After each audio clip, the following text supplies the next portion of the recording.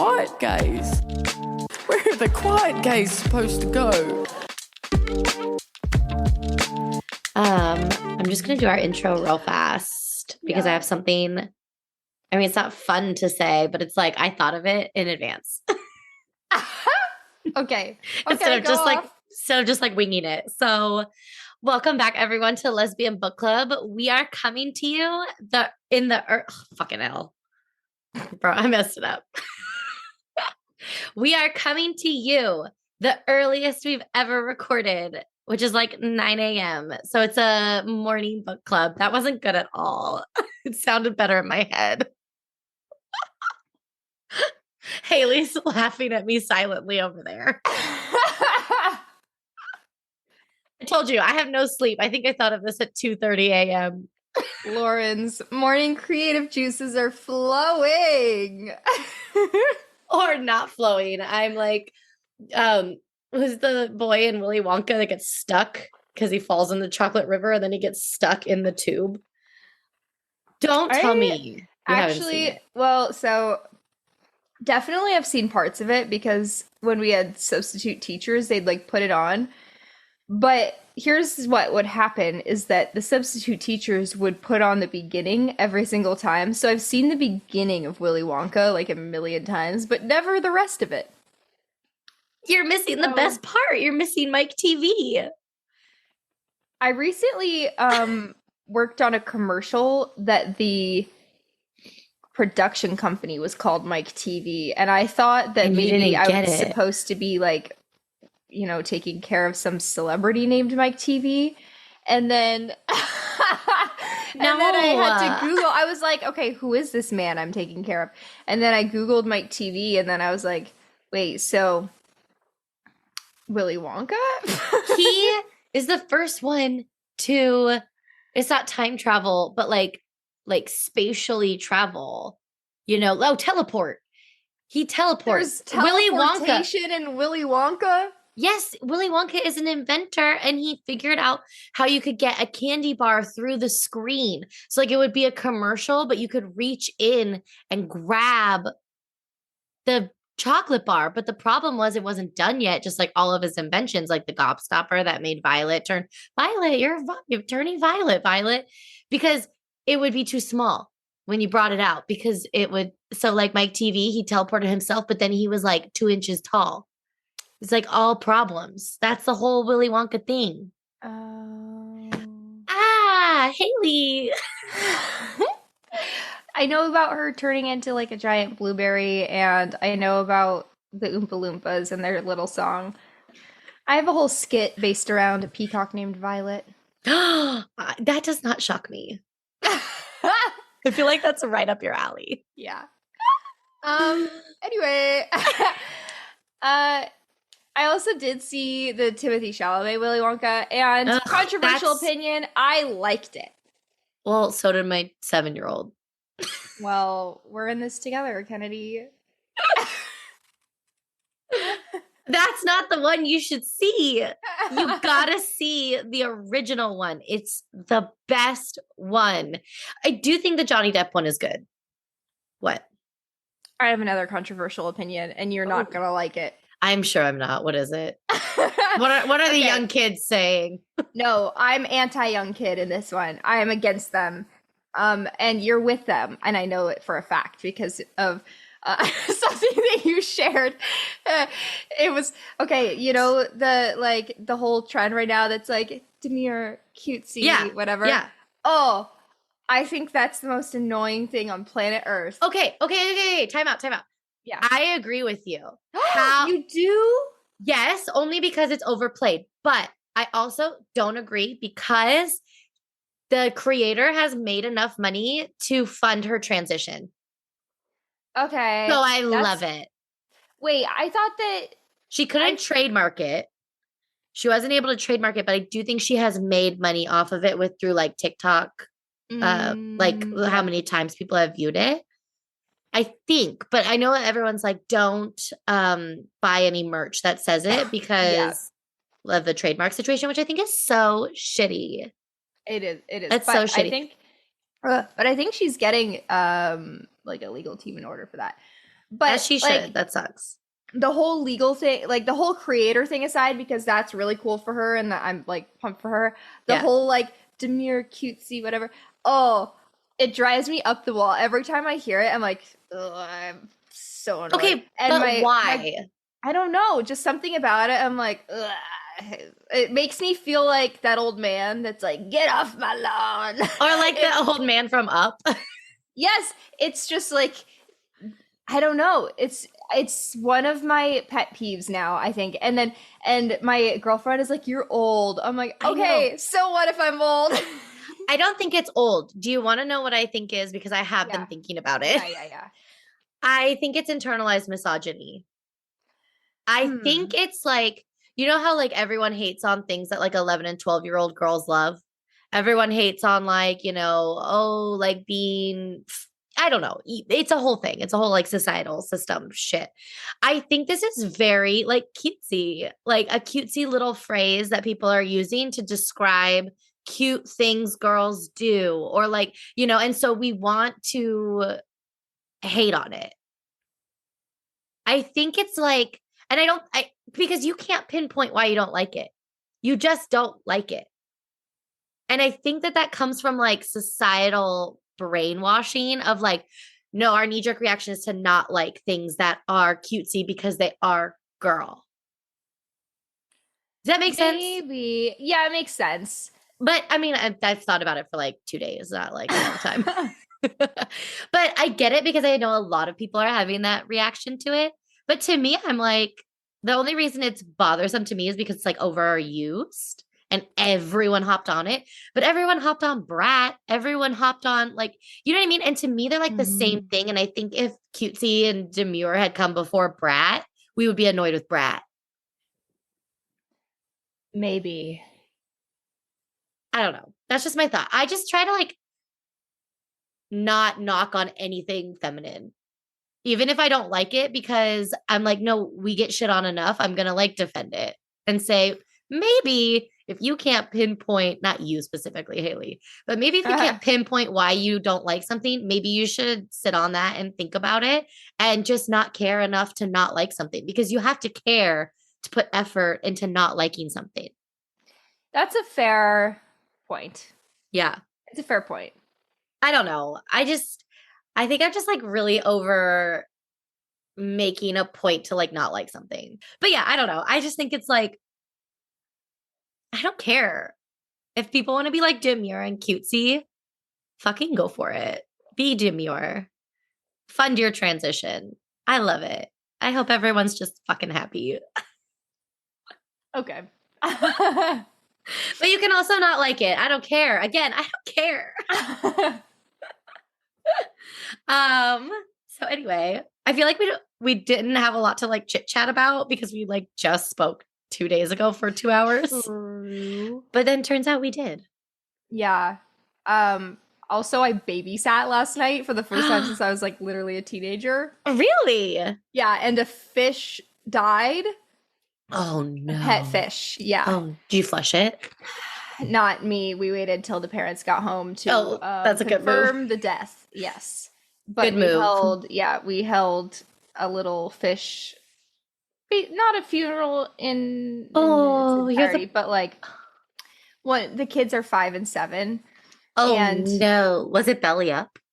No, it was just laying on the bottom of the tank. It sank. Oh no. Eyeball gone, like popped out. Yeah. So had it been dead? That must have been dead for a while. Yeah, and I think they only noticed because it was the first time I had been to the house, and I was like, "Oh, did you point it out?" No, I was like, "Show me your fish," and then that's when I think they hadn't looked at their fish in a while. You are the perfect person to throw a fish funeral, though. Thank you. You're welcome. But it tickled me, not the death, but the 5-year-old had some kind words to say for the fish. Oh, and sweetheart. He was like, Peanut, I miss you already. Peanut was so kind. Oh, that was it? That's it. And I was like, yeah, I'm sure Peanut was so kind. Oh my God. That's so sad. Yeah. That's cute though. Like, good job helping them deal with their loss. Very good. As a babysitter, I would commend you for that. Very good. Who are these children? One of my boss's kids. Okay. Okay. Yeah. Got it. Oh my God. That's so funny, Haley. I just picked off a piece of my lip. Oh. So sorry. Okay. All better. Look. You can't see it. Arms of an angel, learn slip place to rest. You're hilarious. Okay, episode 7, which is not the episode where we meet Sherry Jaffe, and I'm really sad about it because I was really excited. She gets a mention though. I know, but it's not the chick that came in to see Shane. That's a different little celebrity. And I was pissed because I love the Sherry Jaffe storyline. Can't wait to get there. Yeah. As soon as this girl Elle walked in, I was like, who is this woman? But I didn't recognize her. Yeah. So who do we want to start with? Let's go with Shane. Okay, let's do it. What the fuck was Shane snorting? Great question. Like, if it was right now, well, I don't know if I have no idea like what fentanyl is or if you snort it, but like, I remember it was like, I thought it was going to be, shut up, Haley. I mean, I don't know either, but okay. But like, she went to snort that like bullet that her gay prostitute guy friend gave her, and she thought it was going to be coke, and it was like not. And I'm like, what was it? Was it like a popper? Like, I don't know. I thought he said oxy or something, but no. But I could be mistaken, and also I don't know if you snort oxy either. Oh yeah, we have no idea. Haley and I don't do drugs. Don't do drugs, kids. Yeah. But also, I mean, like, I don't care. I care. Don't do drugs. I care if my kids don't do drugs, but anyone else, like, I don't care. Like, just be safe and like carry Narcan. Okay, tell us Shane's storyline because I've forgotten it. Okay. Okay, so Shane's friend, the gay prostitute man, he brings her to this gay club, and Harry is this man who seems to be very influential, and he like gets all over Shane, and it's kind of really inappropriate with her and is hitting on her, and he has mistaken her for a man, for a twink. Yeah. And Shane is like, ew, get off me, because he's like kind of getting all over on top of her. And he's like, oh, what a bummer, you're not a man, like usually the skinny ones have the biggest dicks. And I was like, ew. And also her friend was he's not a good friend, because he was being so mean in front of these guys. But to be fair, he's an addict. So like, yeah, he's not a good friend, but also like he's an addict. If he wasn't an addict, he'd probably be fine. So like you're saying he was like doing whatever to try and get the drugs that these guys had? Yeah. Yeah. Definitely. Yeah, because Harry's friend is the one who had the he's a supplier. He's a pimp. Like, right. Yeah. And so basically his friend, or Shane's friend, is like talking shit about Shane, and is like, yeah, Shane's like a shampoo girl at this thing, like at this hair salon, and is really kind of minimalizing her. And Harry is like, oh, well, I'll send you Sherry Jaffe, Shane, and we'll see what you're made of. And which, isn't that so LA and Hollywood? Like, that is literally how you get either like parts or like opportunities, is just like running in to the right person, making a good impression, and then being like, sure, I'll give you a fucking head start. I'll send you a celebrity to do their hair. Like, that's so LA. Yeah. Yep. And then Shane does drugs. I know. Yeah. Which I didn't really think she was gonna do it. But she does. Yeah. And I'm not sure why, but she does. And well, I think she thought it was just coke. Like, I'm not saying coke is not dangerous, but like in the grand scheme of things, if you've been like clean and you're not an addict and you do like I hit a hit, I don't even know what it's called, a line of coke, like it's not going to be like you know what? I shouldn't even say that. Don't do drugs. Anyway, it fucks her up. Yeah. Really bad. Real bad. Yeah. And she's like, yeah, the next morning, she wakes up in her truck in front of her place of work with her boss like banging on the window, being like, you cannot be here like this outside of my establishment. And he basically drags her out of the car and she is not with it at all. And then we have Elle Zimmer shows up. And she is like this influential movie developer woman. yep. And clearly A studio chief. I wrote it down. Boss. And clearly the head of the hair salon knows exactly who she is and is like freaking out that she's there. And then when she says that she's there to see Shane, who's like passed out in her salon chair, he is freaking out, goes and like gives Shane a kick in the ass and tells her to get it together, and is like, I can't believe that Elle Zimmer is here in your hands. I know. And because I think she is like a shampoo girl. I think Shane at this point, like, yes, Shane's like really a talented hairstylist, but is like paying her dues, right? Yeah. So I think the and also the boss just caught her like on a bender of a night, like hungover. I don't know what it's called when you're hungover on drugs, but like, you know, like a couple hours before, and now this is like the biggest opportunity the salon gets, and it's Shane.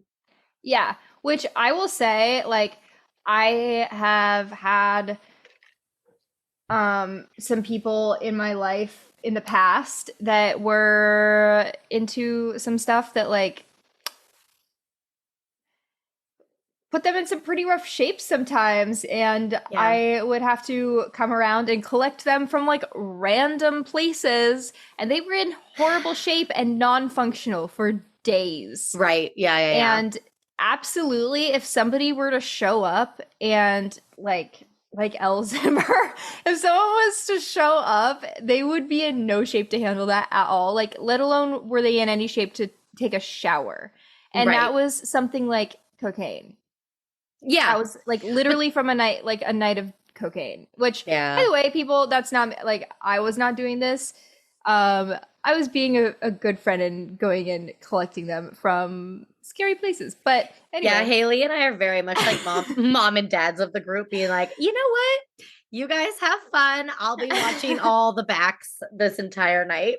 Yeah. But like, yeah, guys, Shane, just that Shane was able to stand on her feet and give this haircut is insane. Yeah. And she did a good job. And like Ellie Zimmerman's like super impressed. And what is Ellie Zimmerman? What does she say on the way out? Does she mention Sherry? She does not, but at the end she was like, so that's Shane. And then she's like, oh, I fucking love Harry. Uh-huh. I know. And I'm like, oh, Ellie, are you like a little gay? What's happening here? But luckily it worked out for Shane. Mm-hmm. And I think we're going to meet Sherry. Hopefully, I'm just like every single episode, I'm going to say we're going to meet Sherry Jaffe the next episode. Because I think we do, but I could be wrong. You know, I was just thinking about it while you were talking. We really only have like 2 other storylines. We have like a big group storyline with Tina and Bette, and then the Jenny saga.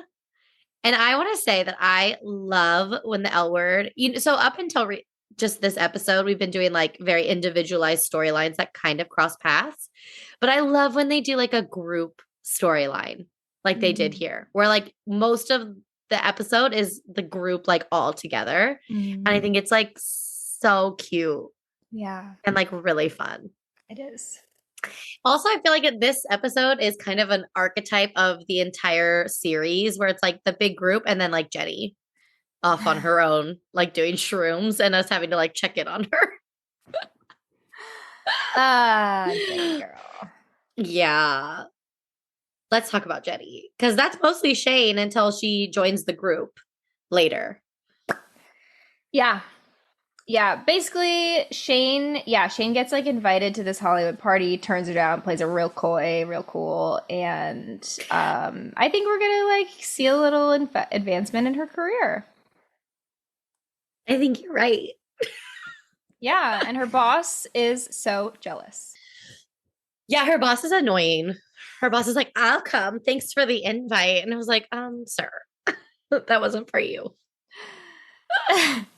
Yeah. Okay. Jenny. Yeah, let's do Jenny because the group one is like longer. This I feel like is where we see kind of a turn in Jenny. And I think this is where people start to not like Jenny. But I mean, it gets like more deep into it. But she is hitchhiking on her way back. Well, we also have to talk about Tim. I want to talk about Tim really quick because he wakes up at like 3 a.m. And again, he's next door neighbors with Bette and Tina. And let me tell you how my perspective has shifted on Bette so much. So Tina's up sitting on the couch reading What to Expect When You're Expecting. And Bette like comes out and like sits on the couch and like rubs her feet and is like, well, if you could have anything you want, what do you want? And she like goes out and gets her a Slurpee. And I'm like, you know what? That would be great if you weren't like fucking toxic. This is like a hot, cold dynamic. And this is why Tina is so fucked up and like totally into her because that hot, cold thing is like intoxicating because you're like, but when she's hot, it's so nice. Like, look at her going to get me a Slurpee. It's so sweet, blah, blah, blah. Then turn around, Bette drank the Slurpee. Yeah. Yeah. She didn't even bring it into Tina. She sat on the porch and drank it herself, which one of my like biggest things, I had like an actual meltdown one time because I spent all day thinking I was going to have one thing for dinner. And then I had and then all of a sudden plans changed and I had to have something else for dinner. And oh no. Imagine if you were pregnant and that happened. Yeah. See, I like when it's about food, oh, my plans can't change. My plans just can't change about food. And if I was Tina, I sat there the whole time just like feeling so stressed out for her as I watched Bette drink that Slurpee. Because I was like, she's expecting that. She's sitting inside, she's expecting that, and then it's not going to be there. I was so mad. I was so incredibly mad. And Bette fucks up further because she lets slip to Tim that this had been going on with Jenny and Marina for at least a month because Bette's like, oh yeah, that's why Tina and I left the dinner party because we didn't want any part of it. And Tim was like, oh. And again, Tim is so fucking aggressive this episode. He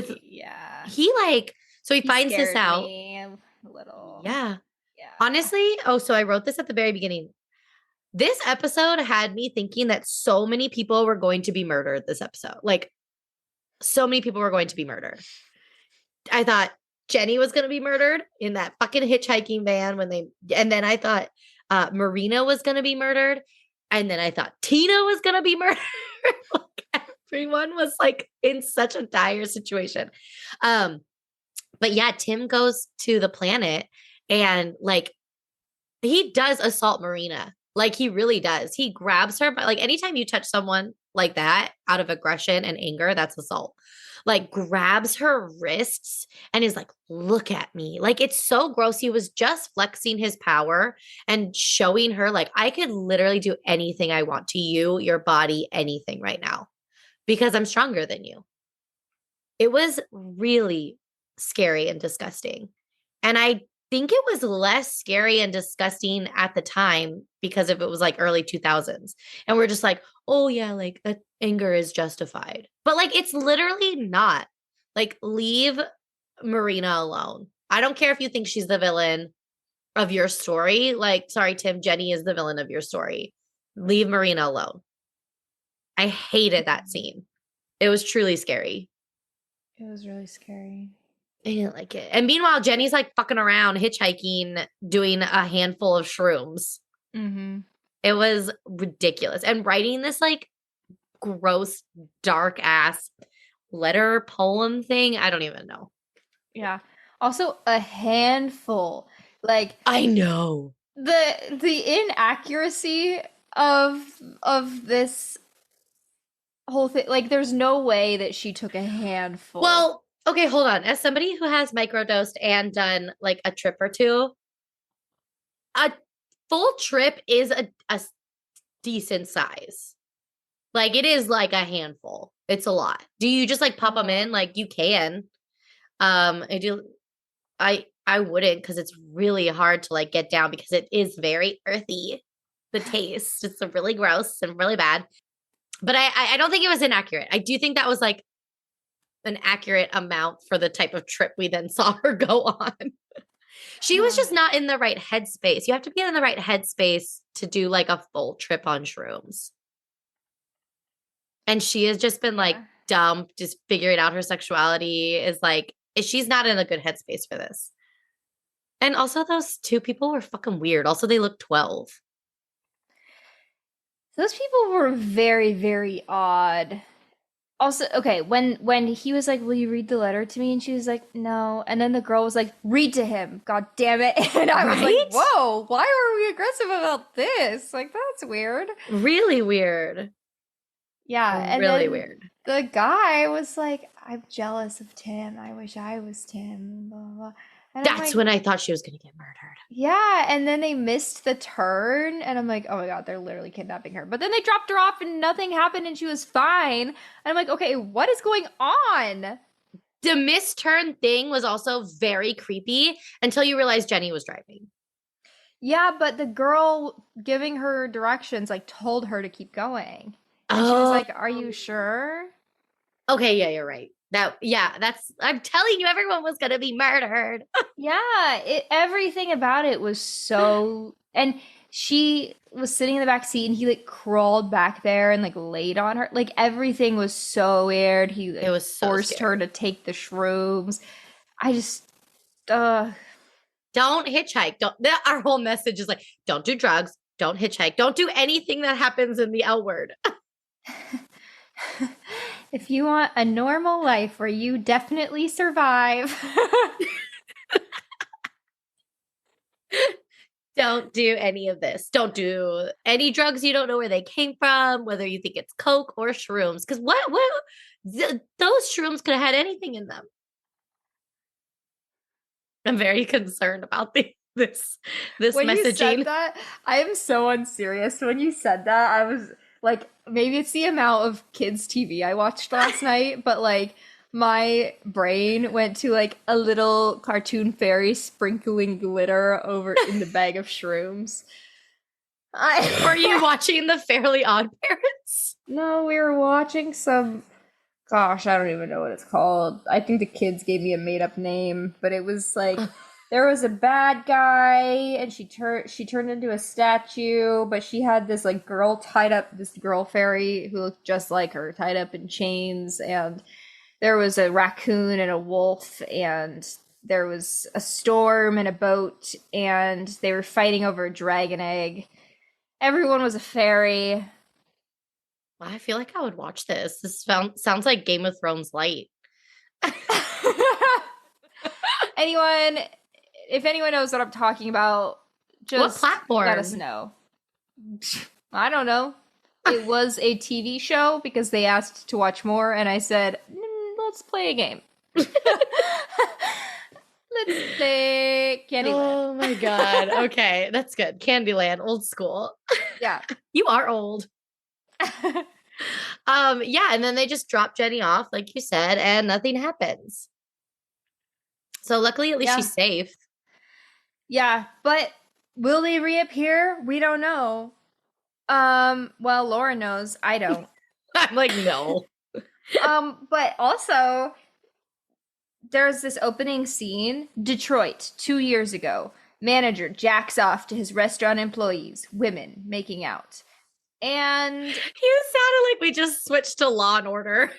Law and Order SVU. Guys, this girl who was driving, she's like, you have to be really careful if you're gonna be a lesbian, because that was really funny. You should be careful with that, is what she said. Yeah. Because my friends, I wrote down their names. My friends, Roxanne and Katie, they got caught like eating each other out at their restaurant job.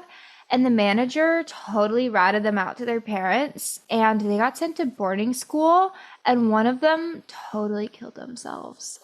And then her friend was like, those aren't her friends. That was a TV special. And she was like, close enough. That's why you should be really careful with that stuff. And anyway, no mention, by the way, of the fact that the manager was jacking off to these girls. And I'm like, was that not like an important detail here? Because that's freaking disgusting. But anyway. So that's how we connected our opening scene. Yeah. So wild. Also that guy's teeth when he was like pressed up against the window. Oh, I know. I saw that too. Yeah. His teeth. Obviously, they cast someone who had just like a little bit crooked teeth, and like in a normal person walking around with like slightly crooked teeth, nobody cares. No, it looks normal and no one notices. But when they're like being a disgusting pervert and they're pressed up against the glass, and that's what you see, it's like, oh, it's disgusting. Yeah. So anyway, that's Jenny's storyline this episode. Okay, but let's talk about the main drama of this episode, which is Tina goes to this. Okay, so she can't go with Bette to Bette's big work trip in New York. Bette is going to Mocha, which originally had provocations from Peggy Peabody, and Bette ends up getting it for her for the CAC, and Peggy Peabody is going to host this dinner in Bette's honor in New York after the opening of Mocha. And over back in LA, Tina is really sick and she can't go, so she goes to this like Chinese herbalist to try and get her morning sickness under control, and meets Marcus Allen's girlfriend, who is really, I don't want to use the word crazy, but she loses her marbles. There we go. Just like one circuit short in the circuit board that is her brain. And basically, like, Marcus Allen comes out, it's going to be Tina's turn. The girlfriend's waiting in the waiting room, and Tina tells Marcus that she's pregnant. And he's like, oh, so excited for her, like gives her a hug. And the girlfriend is like, you didn't tell me you were a sperm donor. What if like we want to have kids? That's a half brother or half sister in there. And I'm going to sue you. And I know the legal system. And then just like starts stalking Tina and is like calling her over and over and leaving like really threatening messages. And so Tina calls Bette, of course, because Bette even said like, please call me about anything at all you need. Just call me. And again, Bette was trying to get me back on her side because she sent Tina a little gift basket from New York that was like for my baby and my baby. And I thought that was like really cute, but also I still don't like you, Bette, anymore. Would I probably get sucked into that relationship? Absolutely. Would I be mad at myself? Would I be mad at myself about it? Yes. But she calls Bette, and Bette's not answering. She leaves a couple messages, and then the whole group comes over to be with Tina because she's like scared, as she should be. And you know, they unplug the phone because this woman is like calling incessantly. It's horrible. But because they unhook the phone, Bette can't get through, and so she flies home and has to call Peggy and be like, I can't go to the dinner that's in my honor. Like, something's happening with my pregnant partner and I have to go back. It's a nightmare. Let's talk about like nitty gritty stuff. Yeah. And also totally fair for her to be scared because like the specifics of these threats were, she was saying like, I know where you live. Yeah. it's so easy for me to find out, like, you better watch out, blah, blah, blah. Like, that's how intense these threats were. No, Tina had every single right to be fucking scared. It sounded like the girlfriend was going to like, she said, I have rights over this baby. Like she was going to try and take the baby. If you're not calling your partner freaking out, especially as like a hormonal first trimester, first time mom or anytime mom, honestly, but this is so scary. Yeah. So all the friends come over. Lara and Dana come. I always say Lara and Dana come. Shane comes, Alice and Leslie's the male identified lesbian, which I have to say, Kit had the funniest line of the entire episode where she said, right? Lisa? No, Leslie. His name's Leslie. I promise. Okay. She's looking at me like I'm crazy. No, but Kit said, like, Tina was like, are you? So to Alice, she was like, because they're all like hanging out playing poker and they've locked all the doors and now they're just having like a girls' night. And Leslie goes to the bathroom. Is it Lisa? I think it's Lisa because I had it written down. I wrote down Leslie. Okay, hold on. Who's the male identifying lesbian in season 1 of the L Word? It's Lisa. Well, Lisa goes to the bathroom and Tina is like to Alice, are you like into him as like a lesbian or like a man? And Kit says, if the dude wants to give up his white man rights to be a second-class citizen, then welcome to our world. And Dana and everyone's like, you're right. Welcome to the fold. You can be here. That was like my favorite line. It was so true. Kit's like, why do you care? Let him be whoever he wants to be. I forgot where I was going with that. But yeah, they're all like hanging out, having a little poker night, keeping Tina safe, and like it was really sweet. And Lara and Dana have a little shining moment, which I thought was hilarious. What did you think of that? God, from the second they arrived, they're disgusting. Like so cute. Well, you hate it, don't you? Yes, I hate it. They're shutting the windows and they're like, you're so smart. No, you're so smart. Well, you have body intelligence. Well, you have spirit intelligence. And why don't you like that? I think it's so cute. Let people be in love. Haley hates it so much. So much. Again, I'm going to ask you, but why? Being in love. I'm fine with them being in love. But the like over the top, like in front of everyone, like okay, but this is also the only space they can even be like that. It doesn't matter who it is, though. It's like literally any couple that's like okay. I'm like, stop, do it in your. I mean, I'm like time. That. Okay, I'm like that if it's like a man and a woman, but if it's 2 women, I'm like, oh, they're so cute. That's adorable. I'm like that with literally any couple. If they're alone. Sure, do what you want. But if it's in front of me, I'm like, oh, please, I'm sweating. I'm sweating so much. I'm like crawling. Anyway. I love it. I'm like, adorable. Please continue.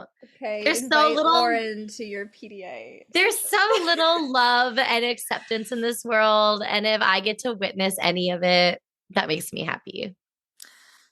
I'm happy for you.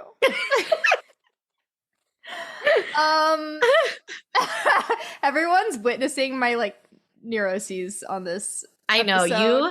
My like dinner, my dinner things, my aversion to PDA. And then I'm just sitting over here like, I don't care. Whatever. Yeah. It's time for Lauren to be like happy-go-lucky. Yeah. I would love that. Okay. Let's see. So tell us what Lara and Dana do. Oh my gosh. The whole time I was like, stop, there we go, stop it. Okay, they have sex in a room full of their friends. Okay, they tried. And to be fair, they thought everyone was asleep. And they're like, we have to be quiet. I would absolutely try and do this. I'm gonna argue they had sex. They didn't. Okay. They were like for like 4 they seconds. were on the brink of orgasm. They were like making the sounds of "I'm about to come." And okay, but it was literally like 15 seconds. It wasn't that long. I mean, it was enough to wake up everybody in the room. Were they woken up, or were Lara and Dana just too quick to try and no one was asleep yet? I don't know. I think they were not asleep yet. And I thought it was funny, the different people's reaction. Shane didn't give a fuck. Shane was like, whatever. Kit and Alice are kind of like laughing internally, like smiling until it was like brink of orgasm. And then Kit was like, I'm going to clear my throat right now. I don't want them to be embarrassed when we all laugh. Poor Dana's mortified. Yeah. Lara's like, oops. See, I'm definitely more Lara than I am. Not like, but you would react like Dana. I would have reacted like Lara. I'd have been like, what? Who cares? Yeah. I would have had to move to Antarctica. No one would have ever seen me ever again. I would have been like, not acknowledge it. No one's going to acknowledge it. So let's just move past it. It's not like they were watching. They were just listening. They didn't see anything. Oh, you're so funny. But then the next morning, there's a knock at the door and everyone's kind of like, oh my God. But luckily it's not the girlfriend. It's Marcus Allen, and he comes over and he apologizes for his girlfriend. He's like, listen, I took care of it. She's not going to contact you anymore. You don't have to worry about it, which good on him. Like, that was like the appropriate thing to do. Like, get the girlfriend under control, please. But then who comes home? Bette. And what did you think, like, of Bette's reactions? Because I have like 2 responses, I think. I think that, okay, first of all, she didn't give Tina, like, she didn't give Tina an opportunity to adequately explain what happened. Yeah. She just cut in and was like, wait, this is what you called me home for? And also, Tina didn't call her home. But no. I think Bette acted correctly. I think Bette did what she should have done given the circumstances that she was in. Does that make, like, given the information that she had? Yeah. Can't get a hold of her. Yeah. Right to come home. Yeah. Yeah. But she was not kind to Tina and did not try to understand, like, what happened. She just was quick to get mad about, like, well, now I'm missing New York. And didn't, like, basically Tina ended up in a attempt to kind of soothe Bette and make Bette feel like she was in the right. She was like, oh, I'm so sorry. I can't believe I messed up. Like, it must be the hormones. Like, I'm just crazy. Yeah. And no, Tina, you're not crazy. This was so scary, and you had every right to call Bette. And also, you had, like, some really wild circumstances that made you unplug the phone.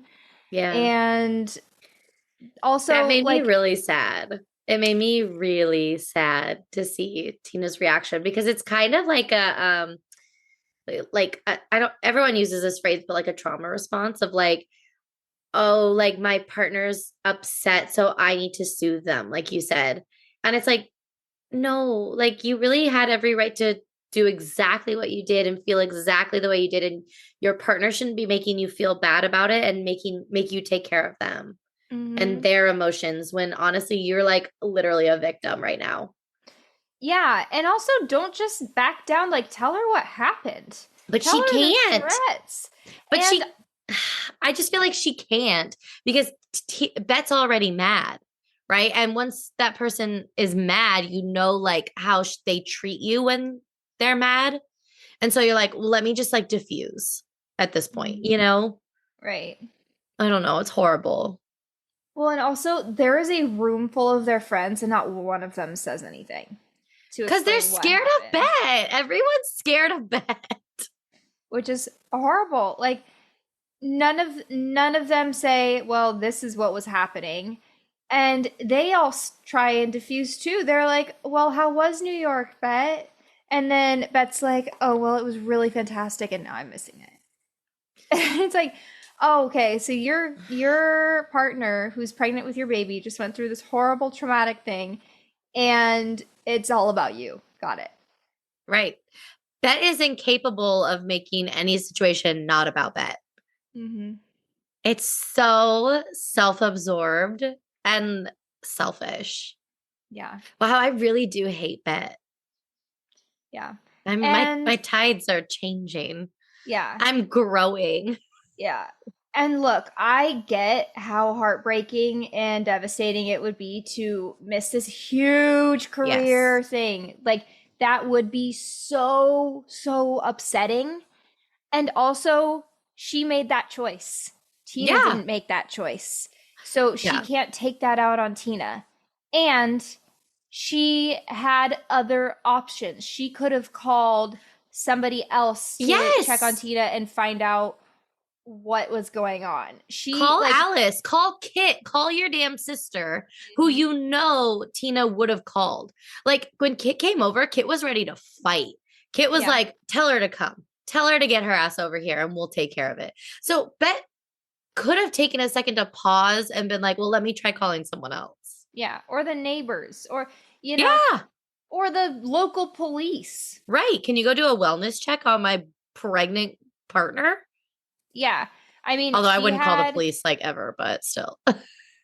I mean, she had options. Like Yeah. she was not forced to do what she did, basically, Yeah. and Tina made her do nothing, and yet here she Still. is blaming Tina for making her do something and missing out. That's what I said last episode. Everything is Tina's fault. Regardless, it's always going to be Tina's fault. Yeah. And that's like not fair. She had promised Tina, like, call whenever. And while Tina was actually going through the scary thing, she didn't answer any of her phone calls. So, nope. Until like hours later. Like, I mean, I know that it wasn't like cell phone internet culture back then. And like, yeah, you didn't like have your phone glued to you and whatever. But like, still, like, you know, your girlfriend is feeling so sick carrying your baby. And you're not going to check your phone between, like, when Bette was saying, like, hey, you could sleep the whole flight, then we'll have a few hours at the hotel, then it's the opening, then it's dinner. She didn't check until after the opening. And the dinner was the next day. Like, it just, like, baffles me that Tina gets blamed. Or Tina is made to take accountability for Bette's reactions. mm-hmm. I really hate it. I really have a lot of sympathy for Tina. Mm-hmm. We're learning. We're learning on this podcast. So anyway, and then my second reaction is I did think that Bette, as much of an asshole as she was being, she did like say, you know, like, oh, New York was good. Like she didn't take it maybe this is me just trying to make an excuse for Bette. But like she didn't act as horribly as she could have. Like she did try and be like, yes, this is the position I'm in now, and I'm gonna like be here, I guess. I don't know. Never mind. Maybe I should take that back.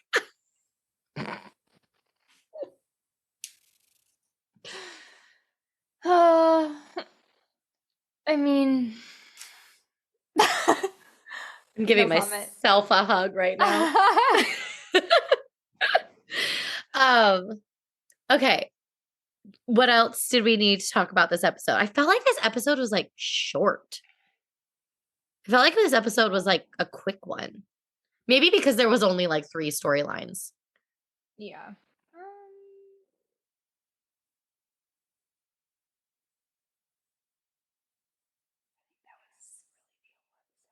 I think that was like it too. Oh, that was fast. End of episode ASMR. Yeah, the end of this episode. We'll see how well all this whispering comes through on the microphone that I'm not using. I think we could do Cleat Cute next, yeah? Because we're gonna have since we recorded this so early, we're like on top of things over here. Yes. Oh, also because Haley gets to go on a cute little getaway. Yeah. Labor Day vacay. Oh, that's right. It is Labor Day. Mm-hmm. Do I get paid extra for working on Monday? You should. Hell Holiday yeah. pay. Excellent. I do have the weekend off, which is nice. That is nice. Yeah, but I do work on Monday and tomorrow. Yay. Get your money, girl. Yes, ma'am. I got paid early this week, so that's exciting. I looked at my bank account. I was like, yes, thank you. Thank you, job. Love that.